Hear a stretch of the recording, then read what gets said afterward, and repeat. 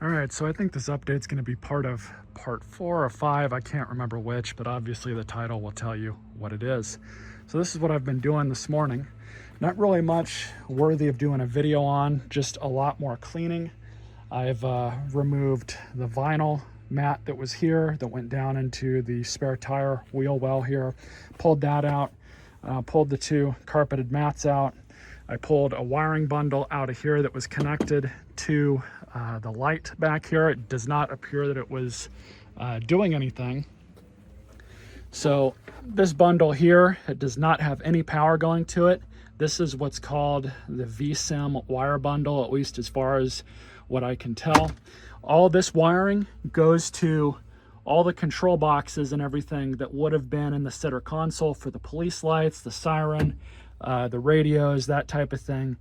All of that's been deactivated up there. I disconnected all those harnesses, so these should not be live at all.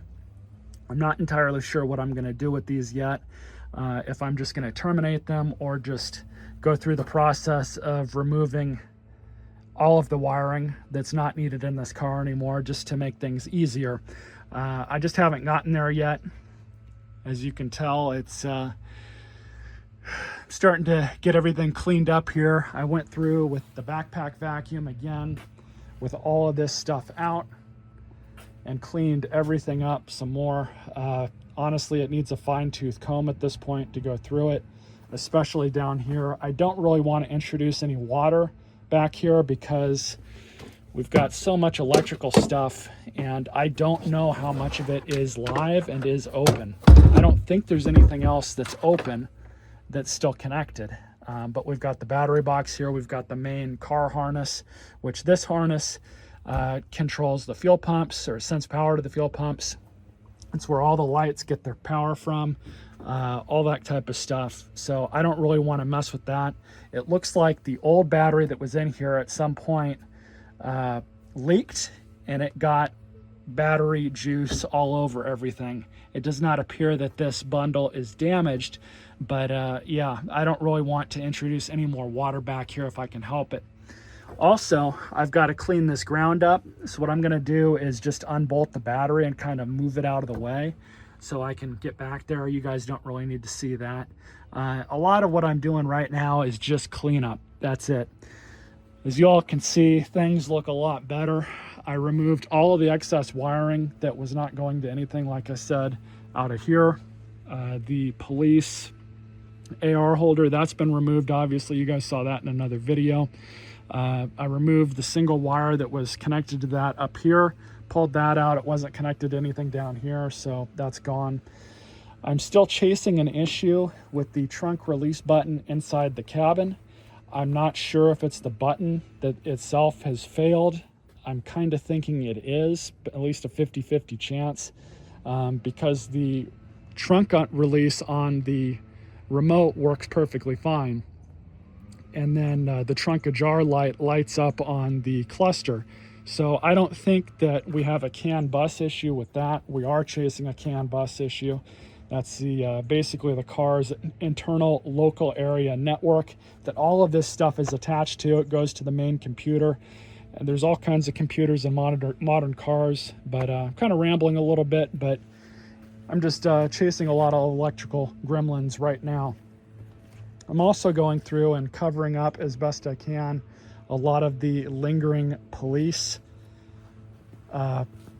insignia that was still on this. So I'm just kind of going over it. I scuffed it up a little bit with some sandpaper, but I'm probably going to coat both of these sides once more with some spray paint and be done with that. Eventually, I'm going to get up here and do the same thing with both the fenders.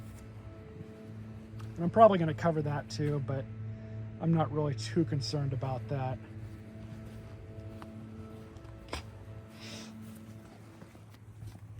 You can see the interior here.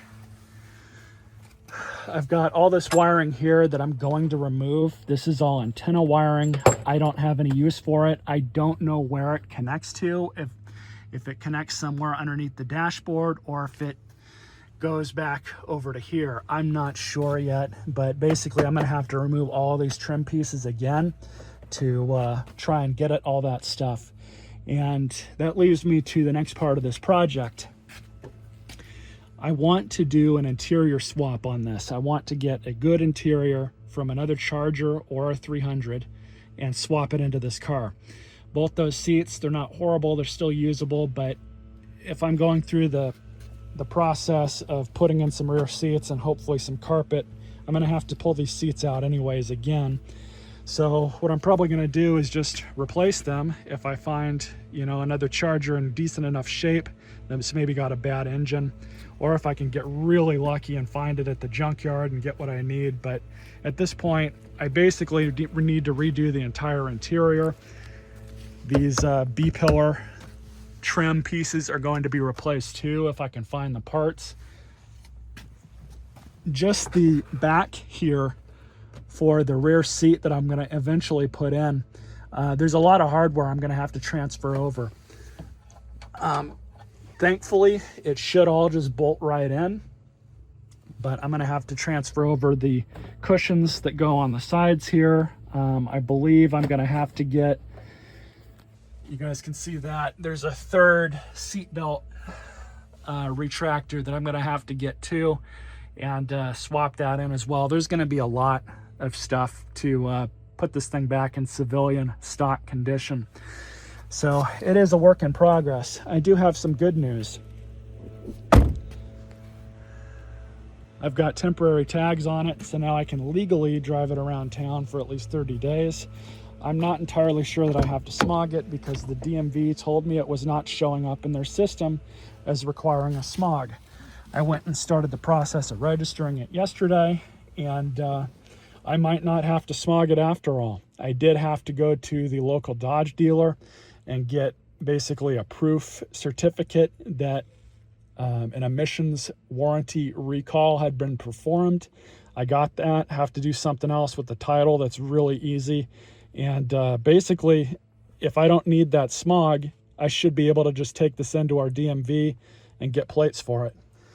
Those of you that aren't aware, California makes the process of titling and plating vehicles really tricky. Some of you guys get lucky and you get 3-5 year registrations.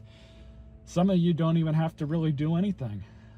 But here in California, it's every year. I have to pay registration fees on any vehicles I own, as well as applicable taxes at the point of sale. It is kind of annoying, but it is what it is. Been dealing with it all my life here.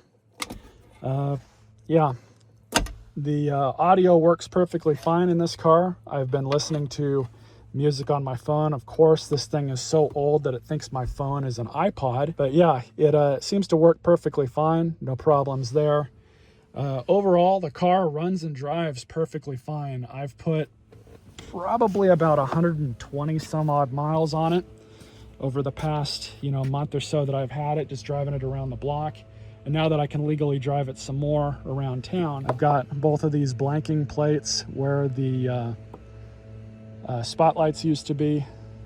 And if I do find another Charger, I'm going to replace that whole valance here, because you can see how dirty and gross this is. Yeah, that's really bad. Might as well just remove that rubber, I guess. There's no real sense in keeping that there.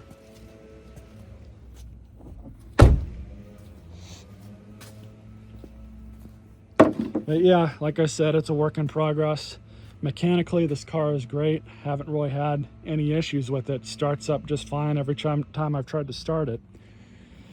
So I'm gonna get back onto this, get a couple more coats onto both sides here, then I'm gonna do the fronts and see what else we can get into for today. So I'm under the car, just looking things over. It's actually the first time I've been under here. Now, they replaced the rear differential. I think it was the rear differential, or they replaced the drive shaft. I can't remember what, but I'm just kind of looking over everything. And I've got this here. This was added on after the fact. I don't quite know what this thing is yet. But it was zip tied right here.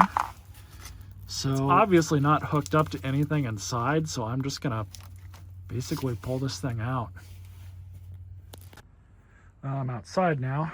I just took off this top cover here. I'm about to pull this one off too, just to look under there. But I'm doing that because I got this 100-watt speaker here that I'm going to remove. I don't even know if it's hooked up anymore, but the wire comes out of the bottom and just goes right there through the grill. So tracing this back, it's this one right here.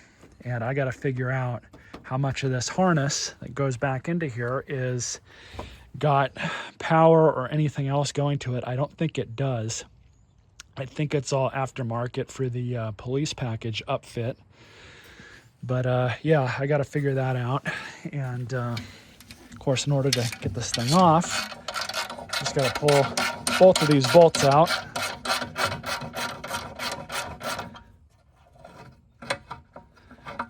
And off just like this.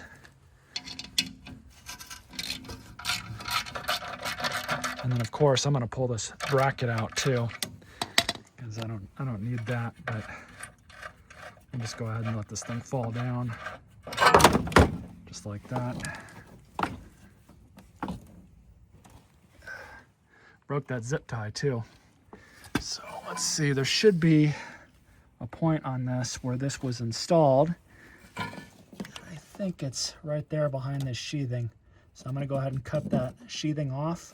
And we're just going to disconnect it right there, and then I'll see if I can throw some electrical tape over those. So I got that undone. I'm just pulling this out. And we might have another zip tie that's down here somewhere.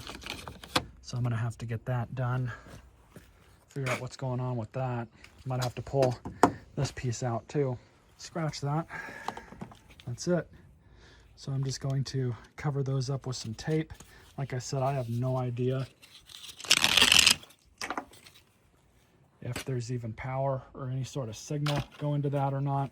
So I'm just gonna tape them up, coil them up, and then bundle them out of the way for now. Of course, I'll have to figure out all this other stuff that's going in here too. I don't even know if all this stuff is connected or not. Some of this might actually be from the lighting, but I'm not too sure about that. We'll have to figure it out. Well, I managed to score one of these off eBay for about $9, I think is what I paid for it. And this is the cover. It's supposed to go right here. Now you'll wonder, you do have the original wire harness for the fog lights. This car was not optioned with fog lights, but from the factory, Chrysler, Dodge, whatever, they wire all their vehicles for stuff like this, so it keeps it on the same wiring harness. And they do that to cut costs, ironically enough. So if you don't come equipped with fog lights, you can activate them simply by putting in the switch inside and then installing the fog lights and taking them into a dealer and having them activated on the computer.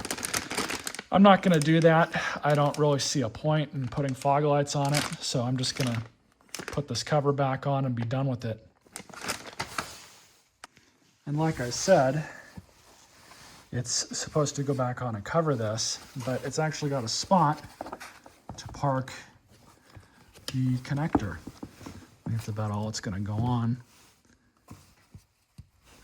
But anyways, let's see, it looks like it goes on like that, and then you have these two tabs that just lock into the bumper.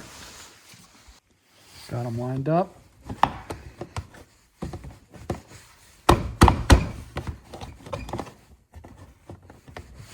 So there it is, all installed, just like the other one. Looks a bit better now without that gaping hole going through it. Had to get a little creative with the install. The tabs on this did not want to snap in all the way onto the bumper cover, so I kind of put a couple holes through those and then some small self-tapping bolt screws and stuck those right through. Anyways, looks a lot better now. Happy with that. All right, so I'm starting the process of removing this push bar, and what I'm going to do first is just pull off these 3 pieces of hardware on each side. Looks like it's a T50 Torx socket as well as, what was this, 9/16 that goes on the nut heads right there. That's a T47. All I'm gonna do is just hold it on this side.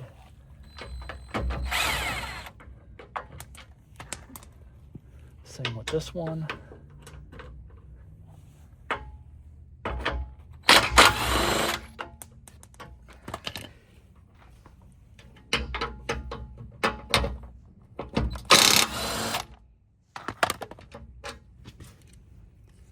And I'm going to save this hardware because inevitably I am going to try and sell this push bar. I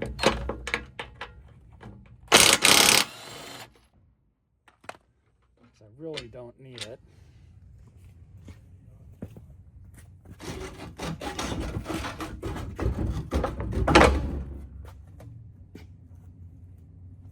So now just to pull these mounts off, which those go on there much the same. What I'm not going to do today is pull the front bumper cover off because that's going to be a little bit more time that I want to spend right now because I got other stuff I've got to do today. So yeah, removing these 4 brackets is the same process. They feel like the same hardware. So I'm just going to pull those off really quick and then probably loosely fit the brackets back onto the bar and leave it as is.